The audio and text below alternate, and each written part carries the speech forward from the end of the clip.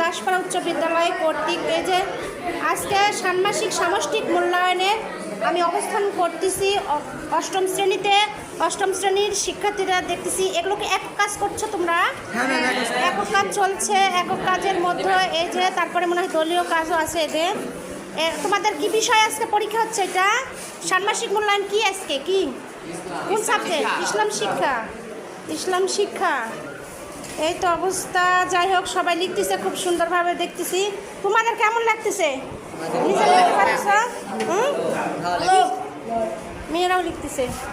তোমাদের এটা কিসের উপর লিখতেছো দেখি? ইসলাম শিক্ষা। একটু বলি তো দেখি, সোহেব আক্তার একটু কথা বলি। হ্যাঁ, তুমি এখন যে তোমাদের একক কাজ দিয়েছে এটা কি ইয়ার উপর কি লিখতেছে? ইসলাম শিক্ষার কি প্রশ্ন নাকি?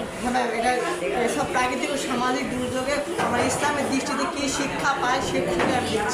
ইসলামের দৃষ্টিতে। এরপর দেখি পারবে।